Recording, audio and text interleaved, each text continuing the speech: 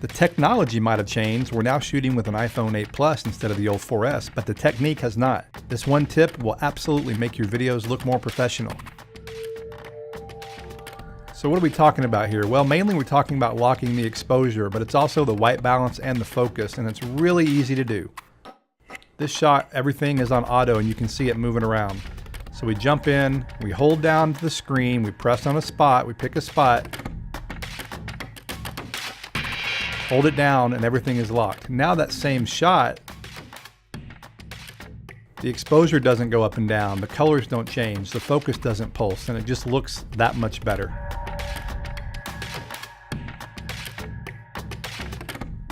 Here's an example, shooting outside a window and we're inside. So stuff is changing, exposure's changing, white balance is changing, and it just doesn't look professional. So you hop inside the app, touch the screen where you want it to lock the exposure and lock the white balance, and you're good to go. Really simple. Now when you pan around, the exposure stays the same, and so does the white balance, importantly, because it's nice and sunny outside. Doesn't matter that the table's dark, because that's not what you're focusing on. You're focusing on the exterior.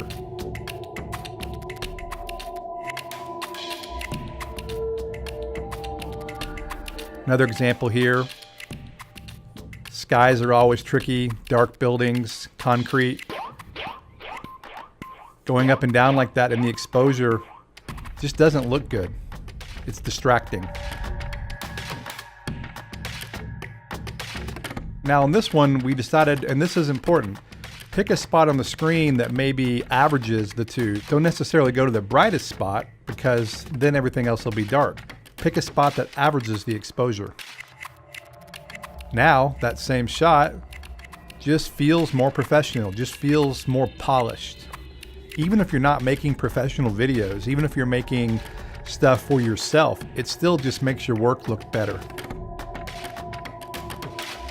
When people use smartphones, they will use smartphones like this, where it's always just right in front of their face, pointing. So you got to get out of the mentality of always having the phone at eye level and just hand holding. I know these things have great stabilizers, but it doesn't mean that every shot needs to be handheld at eye level. And that's the key. As soon as you break that, you're gonna start getting different results with your phone that are gonna start looking more cinematic. I really wanna show you what I'm talking about. So I went out with my buddy Mike. He's helped me out on the past on a lot of these kind of videos. We went out and shot a little scene. I came up with a very basic scene. And so I wanted to shoot it two ways. The first way is with the iPhone in a very uncinematic way. So just shooting the iPhone at eye level, just like this. And here are the results.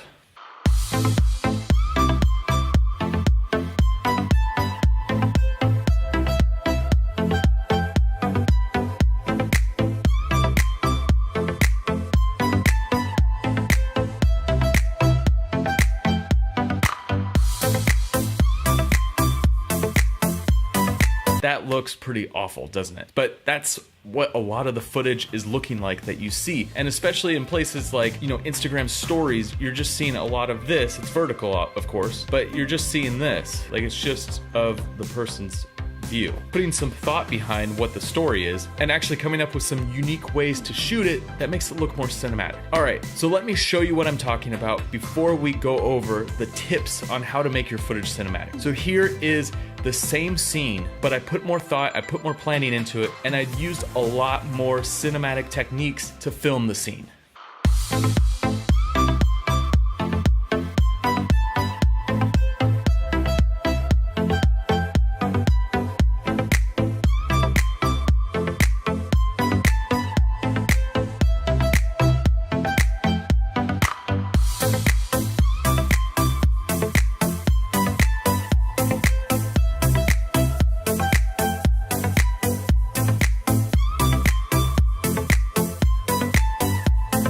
So what do you guys think? Do you think that looks more cinematic than the first time I shot the scene. Honestly, it makes such a difference when you start planning and using different cinematic techniques. So let's just dive right into those. Okay, so the first thing is shooting B-roll. I started with a shot that just shows the trees just to start and give you a sense of where we're at. So even just starting with a shot and doing something with a different perspective, you start to feel like you're watching more of a story rather than just, a phone in front of your face. So B-roll is important. Number one, lighting. Okay, lighting is the most important thing when it comes to photography, cinematography, film, videos, photos. Lighting controls all. I'm not just talking about forced lighting or stuff that we're gonna set up or lights that we have to buy or DIY lighting setups, outdoor light. It's just lighting as a whole. Be it that it's from natural light or it's from something that you bought that you've set up in studio, nailing that and locking that down is one of the most important aspects of what it is that we're doing here. And now I've mentioned this before, window light is the best light for run and gun, get it done, have it look amazing, reliable. You wanna shoot near a window, okay? So for instance, watch this.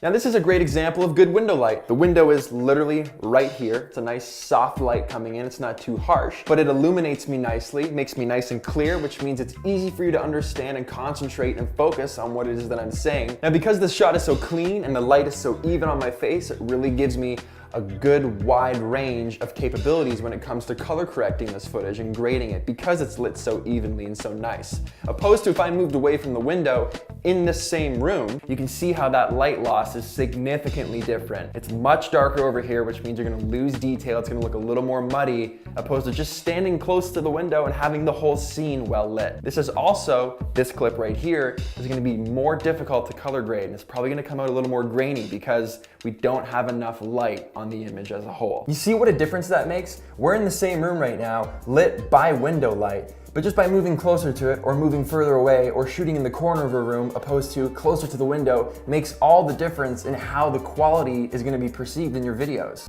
Now, lighting is the key to making your videos look professional, and it can be such a simple thing or a simple tweak or positioning your camera in such a way that you're actually getting a much better look.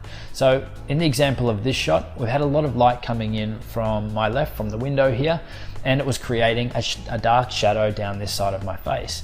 Now, I still like the rest of the shot. So what we did in order to improve this is we brought in a freestanding light, which you can use a desk lamp, you can use a reading light, whatever it is you've got in your home or office, some sort of light source, and position it so that you're trying to even up any shadows. So I'll just turn the light off now and you can see the difference.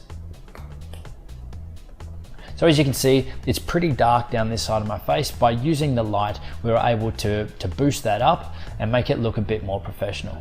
And the time of day is also very important when you're choosing a location and what you're gonna shoot. The best times of day, for me, I like to shoot early in the morning or in the evening to later at night. Early in the morning and the evening because the light is usually the softest. The sun hasn't come all the way up, the light isn't harsh yet, the colors are usually really, really nice, and in the evening, you get that nice sunset. You've got golden hour right after sunset where that residual light is still kind of illuminating the sky. You're not gonna have any shadows, but the colors you're gonna get are gonna pop significantly better than they would if you were shooting at 12 o'clock or 1 p.m. on a really sunny day. So for my first tip, I'm gonna go with reveal. So reveal shots are like a cinematic panning motions, but you sort of hide yourself behind things.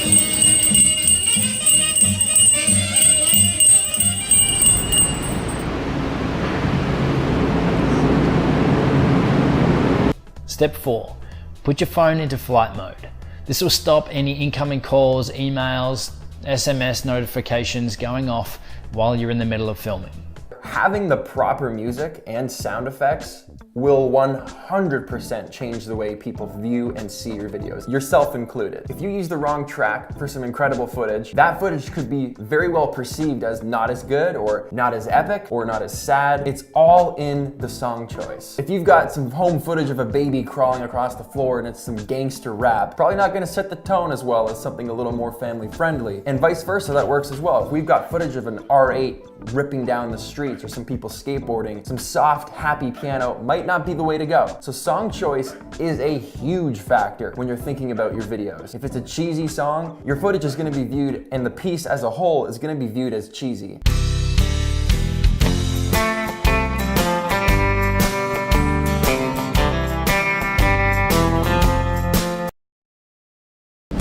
If it's a really, really epic song, but the footage doesn't match the epicness of the music, then you're gonna have a disconnect.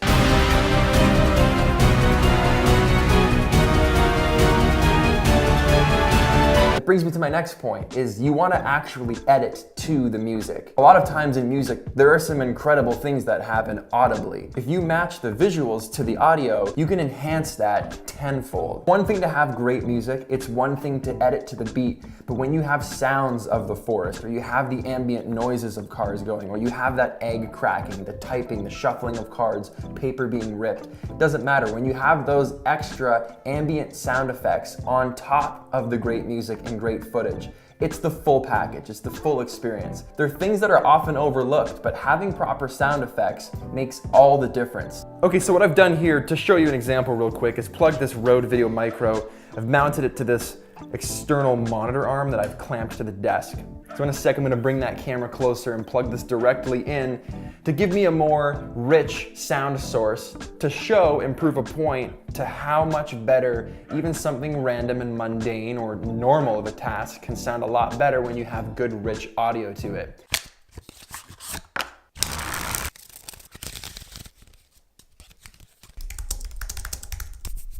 And now I'll show you a few of the same clips, but without a microphone, to show you that you don't have as much immersion into the clip that you're watching when it doesn't sound as rich.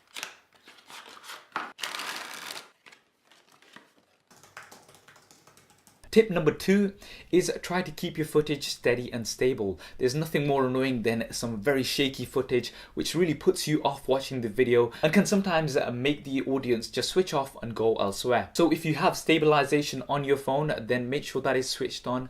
And the best way to avoid shake on your smartphone camera is, instead of just using the one hand, which can be a little bit loose, is to use both hands and hold the camera as steady as possible. So that will usually avoid your smartphone from tilting side to side and give you some nice stable footage. And my number 1 tip is